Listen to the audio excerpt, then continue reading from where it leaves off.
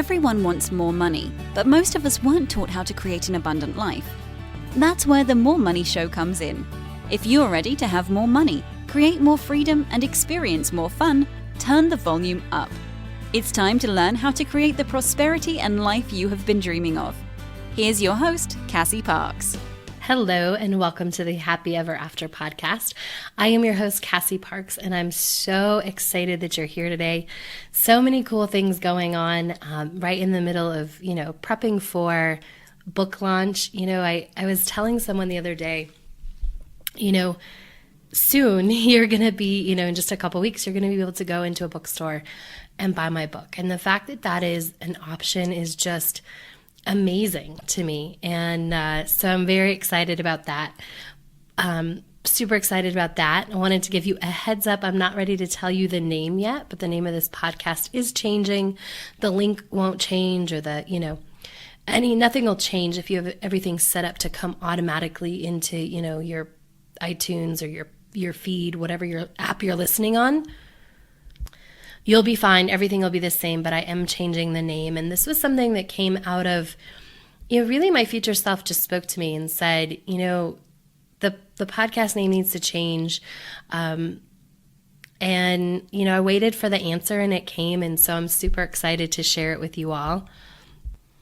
Cannot wait to share it. Very excited. Lots of cool things happening. So I'm going to change the name of the podcast, and it feels right. I'm super excited about it. I'm just working on the artwork and getting that all loaded up. And by the time this episode comes out, it very well may have changed, but just in case, I didn't want to give the new name away yet.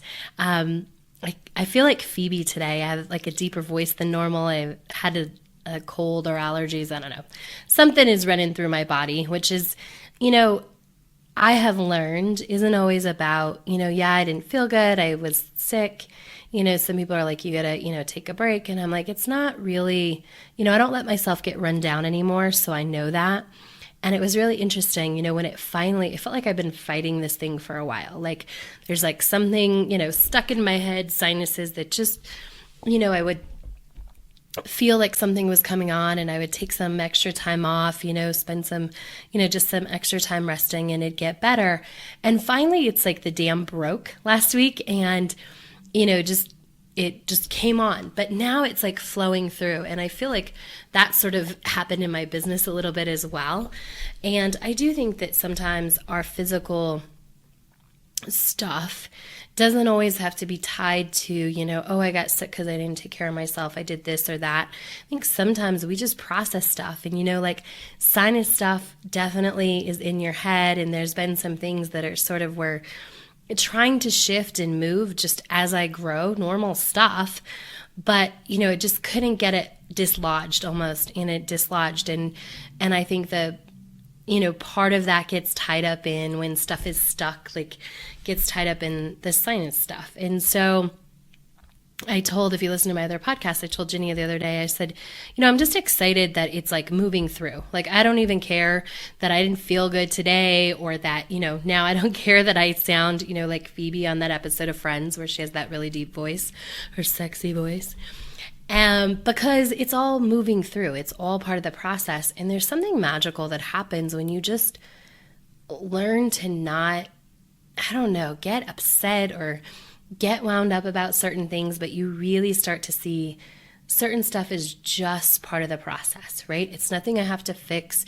It's nothing I have to get concerned about. Because there was a time in my life where when I learned, I used to get sinus infections all the time. And what I really figured out as I started to get over them, and then I would have bouts where they would come back, is that it was really connected to how good I was being to myself. And by that, I mean how much I was loving myself.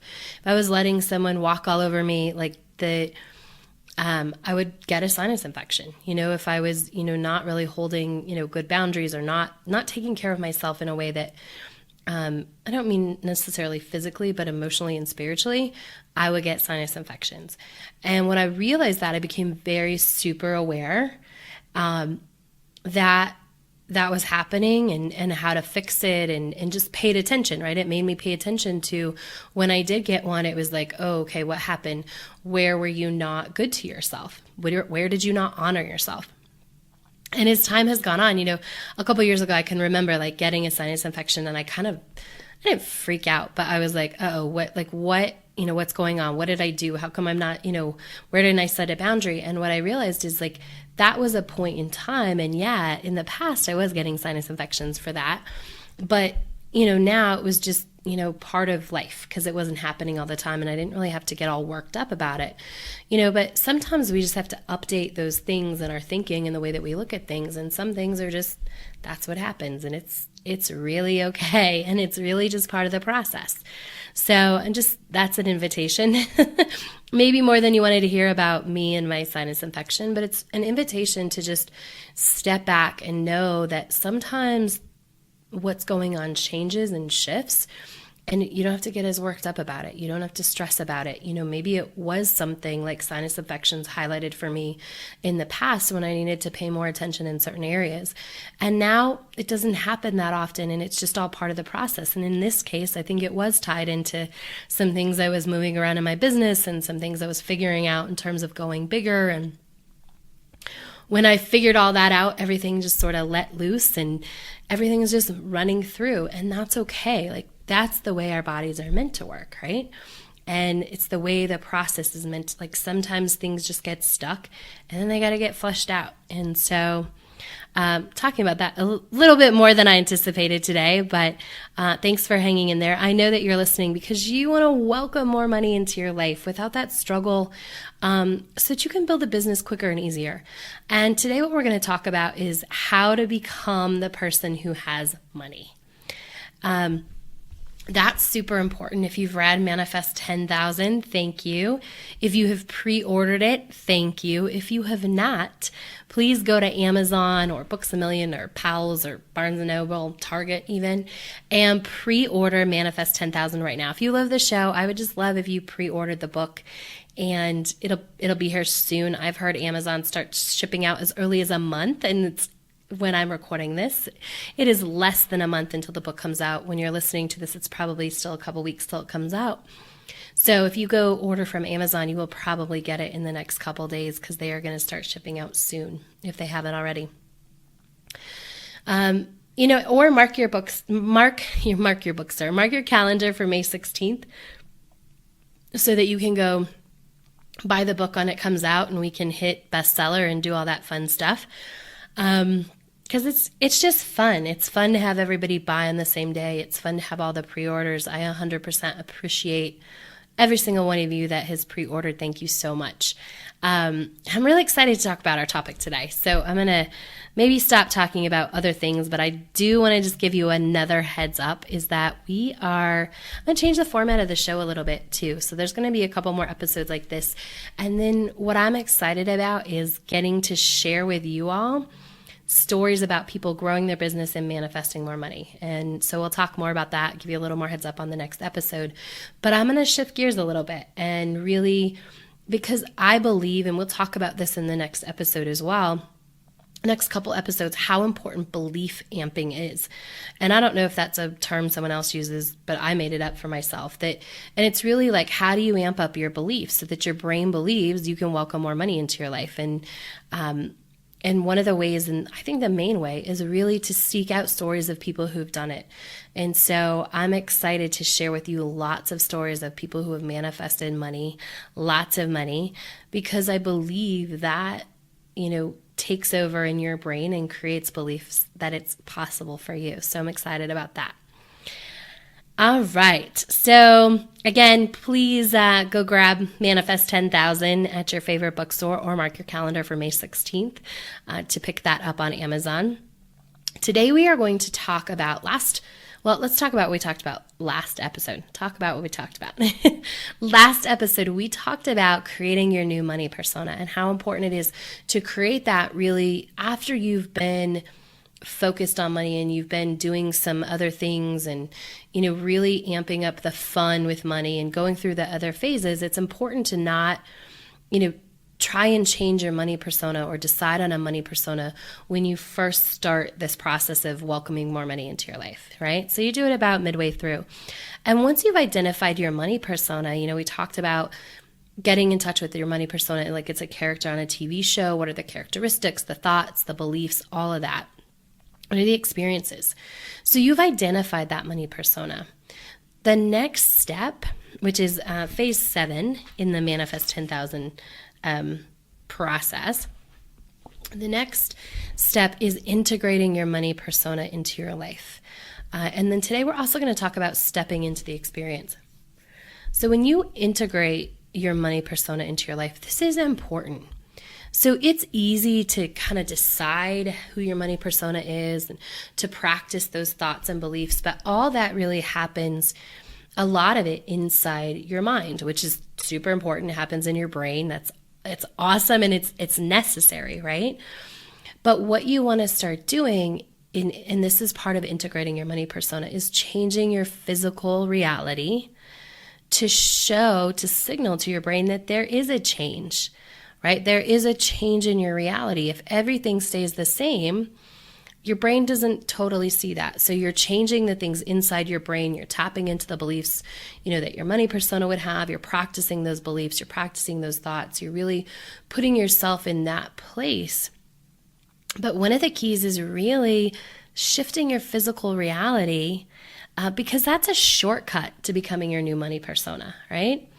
And it gives your brain clues that you're creating something new. So we've talked about before, your brain creates your current reality based on past memories, right? So it tries to recreate the same thing. If you change things in your physical reality so you're not seeing the same things, that sends a signal to your brain that says, okay, our reality is changing. And that supports taking hold of those the things that are the things about your money persona, like your money beliefs and your money thoughts and all of that. You're signaling the outside change as well as the inside change, which is a big signal that things are different. We are creating a different reality. And it clues your brain in, like, let's look for more new things. And at this place, if you don't go through all the phases, for people who just kind of start to do this and they start to change into their money persona and they start to change all these things, they can experience resistance if you haven't gone through all the phases because you haven't built up to this. But where you are, if you've been following along with the phases, you've been giving the time, you've been building all this in, you won't experience as much resistance as some people who just try and jump in here, right? So we've talked about in the beginning how this is a process, and tapping into that fun with money and just tapping into getting yourself to see things differently. All that is laying the groundwork for this really, creating your money persona, stepping into the experience, and then getting to know your money persona even more. So the thing is, and a lot of people get resistance, and this is where a lot of people get stuck too. I get this question similar to this a lot. You don't have to have a lot of money to tap into the experiences of your money persona, right? Automatically, a lot of people, especially if they haven't gone through all the other phases, they're like, well, how do I act like I have money? How do I be a person with money if I don't have money?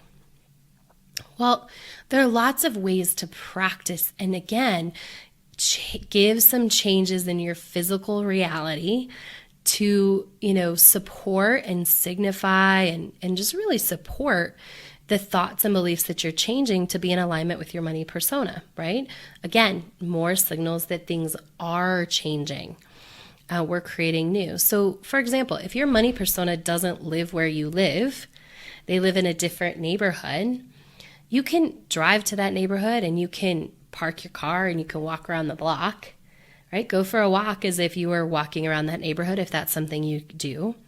Or you could go to a coffee shop in that neighborhood and just have a cup of coffee. That doesn't cost any more, or, maybe you don't normally go to a coffee shop, but, you can do it for this experience. It costs a couple bucks, maybe $5 at the most, maybe $7 or $10 if you, get something to eat. But it gives you that experience of being in that vibration, that energy, just that feeling of that neighborhood. Because, you can go to a lot of different neighborhoods, and especially in Denver, every coffee shop in every neighborhood feels different. And you feel like you're in that neighborhood. It's also, you're walking around in that neighborhood, just tapping into that experience. So you can park your car and you can walk for free. Yeah, it might take you a little extra time. So even if you have to drive across town, you can do that. You can invest that half an hour in that experience, right? But you can walk around. That's free. That's a free way to tap into the experience of your money persona. It doesn't have to cost anything. You can, like we said, going to the coffee shop costs a couple bucks. One of the things I hear all the time is that people would shop at, more expensive, more organic type grocery stores when they have more money. That's a thing on a lot of people's list. It's like, when I have a lot of money, I'm going to shop here. So you can still go to that store maybe once a month, and you can give yourself, like a $20 budget, and you can go in and just pick up a couple things, and you can be in the experience. That's a really good investment, $20 to have the experience of what it's like to walk into the store and to, go grab a couple things and not think about how much they cost, but pick up some stuff and act as if you're shopping all the time there. You can do that once a month and it just puts you in that energy and that vibration and that feeling of that experience. That's how you integrate your money persona. So that's how you support these new thoughts and beliefs, because you're having different experiences. So your brain is like, oh, okay, this is new, and we have some new beliefs. Okay, let's take these on instead of resist them. So you can go shopping, again, $20. Maybe that's, $5 or $10 more than you would spend on the same things at another store, but you're investing in that experience. You're investing in integrating your money persona into your life. So let's say that your money persona goes to very nice, fancy dinners, right? This is my favorites. Just go to the bar at that restaurant at happy hour. And it might cost you as much as or more than like a dinner, out somewhere else at your normal type of restaurant. It's worth the investment in the experience, because you're getting to go in, you're getting to know how the wait staff is a little higher caliber. And I can tell you, like, I love everywhere I go, and I respect all servers. I was a server for, I guess, maybe just a year, but I loved that job, and I respect how hard it is, because there are moments you work really, really hard as a server, and you've got to be able to juggle a lot of things. But I will say, like, having gone to nicer restaurants, and part of it isn't even that the servers are better at nicer restaurants, it's that they don't have to serve as many people. So maybe they only have 2 tables instead of 5 or 6 or 4, and so the level of service is different. So you get to know that level of service. And you can just go sit at the bar at happy hour and really be, again, in that energy, soak up what it feels like, integrate that into your money persona. Integrate, your money persona into your life by experiencing that and tapping into those experiences. If your new money persona has better clothes, put your best clothes up front where you see them all the time. And this can tie into the thing we were just talking about with fancy dinners, is that, sometimes you put like your fancy clothes at the back of your closet because you don't wear them a lot. So if you want to be someone who wears those clothes a lot, if your money persona goes out to nicer dinners or cocktail hours or whatever, put those clothes at the front so you see them all the time, right? Be the person, tap into your money persona in that way, in that experience, by putting them there so that you can see them as if you're using them every day, right? You just get your closet like that. You can clean out your closet so that it doesn't have stuff that you wouldn't wear. Most people have lots of stuff. This was a big deal for me. It was like, get everything out of there that wasn't, my future self. I do this all the time. Now, for a long time, I just had it shoved with just crap. But, when I realized my future self didn't have stuff she didn't love, I just started purging like crazy. You can start researching that trip. If your money persona travels a lot and goes to awesome places, just hop on the computer and search as if you have that $2,000, $5,000, or $10,000 in your bank account, and just invest an hour in researching, looking at flights, doing all this stuff, because that's what you would do if you had the money and you were ready to go on that trip. So you don't even have to think like, oh, I can't afford it, but really tap into that experience of searching. What does it feel like to search for that ticket and be like, okay, that's cool. It's $1,500 this week. I'm going to see what it is next week. Pay attention. So when you're going someplace, generally how much it's going to cost. And so that even if you don't buy the ticket right away. Oh, like when you hop on and it's $1,200 instead of $1,500, you're like, oh, I'm going to buy the ticket now because it's cheaper than it normally is. And you probably will still do that. Maybe not all of your money personas will do that. Mine does. My money persona still loves a deal. I just sent back, I reordered some stuff, some pants, which I love. They're like gold and silver sparkly pants, and I love them. But I had to get a smaller size, and so, which is fine because I got them on sale, but then I needed a smaller size, and they were off sale, and I was like, oh man, so I ordered them anyway. But then they went back on sale, which was even cheaper than the original price. I just reordered them and sent back the ones that I didn't need. I still like to save money and get the best deal, and that felt good. It didn't feel cheap, it felt good.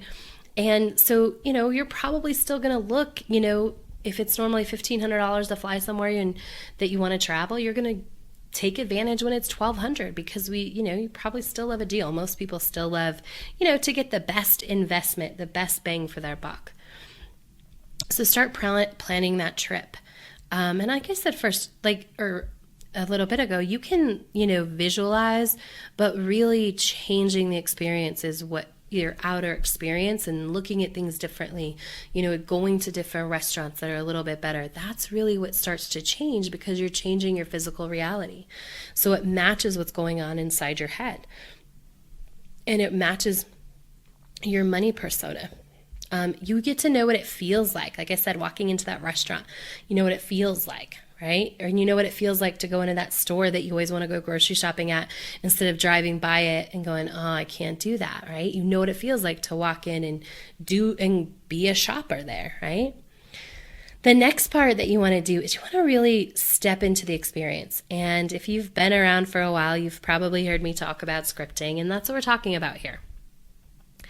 And scripting is basically just writing it out as if it's already happened. And so you want to really step into this experience of more than enough. That's what we're wanting to tap into.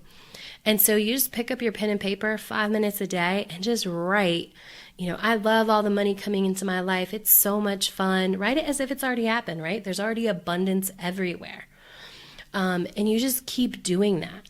Because that gives you the opportunity to, so your money persona, we've identified your money persona. This is how she thinks. This is how she believes. These are the experiences, right? Then you shift your reality. You integrate your money persona into your life so that your outer reality, it reflects what's going on inside. And then take it to the next level with scripting and really stepping into that experience. You're stepping into experience on a deeper level. You're getting to experience it in your mind, what it feels like to have more than enough, what it feels like to be in the space where you're so grateful for all the money instead of worrying that there isn't money. See how those two things are different? The more money the more opportunity that you give yourself to step into the experience, both making these physical changes in your reality, but scripting and stepping into the experience, the more you get to feel what it feels like to have more enough. You get to practice. And as I said in the beginning, your brain creates memories creates your current reality based on past memories. And what you're doing is you're just creating some new memories that your brain can pull from that says, oh, we have more than enough. There's always enough money. Money's always flowing in. This feels good. So you're giving your brain not just the new thoughts that you want to think, but the experience of having more than enough, changing your physical reality. And you're really creating the pathways in your brain for that having more than enough. And you're training your brain to look, to really see, because you're giving yourself the experience of having more than enough when you're scripting. So then your brain is going to start looking in your current reality for where you have more than enough. And I mentioned this too, but it's when you are scripting, you're solely focused on what you want, which creates momentum. So you're solely in the place of, I have so much money in my life. Money is flowing in.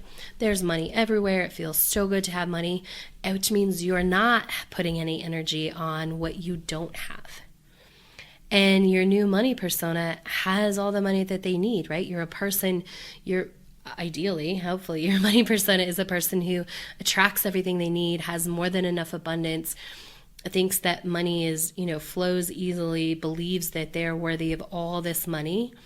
And so when you practice that experience in scripting, just like, I have so much money, it's so great, money is always coming in, I'm so grateful for all the money in my life, money's always flowing, 5 minutes a day of that is amazing.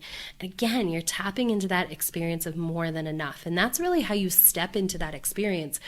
It piggybacks. We talked about the physical reality of integrating your money persona. That doesn't have to take a lot of money. It can be as inexpensive as going to a different neighborhood and taking a walk. Scripting, you don't have to have any money either to practice what it feels like to have more than enough. And so you really want to step into that experience and really be in that place where you're just, for 5 minutes, so good. And you can do this now. It works really well. Hopefully you've been doing all the phases with me all along, going step by step every week and going through the process. You can start scripting when you hear this. It works better when you've had all that momentum build up and all that energy, because it's a little bit easier to tap into that more than enough place. But you can absolutely do it now. And again, you're just giving yourself the gift of practicing and having the experience of more than enough, of, living that life your money persona is living.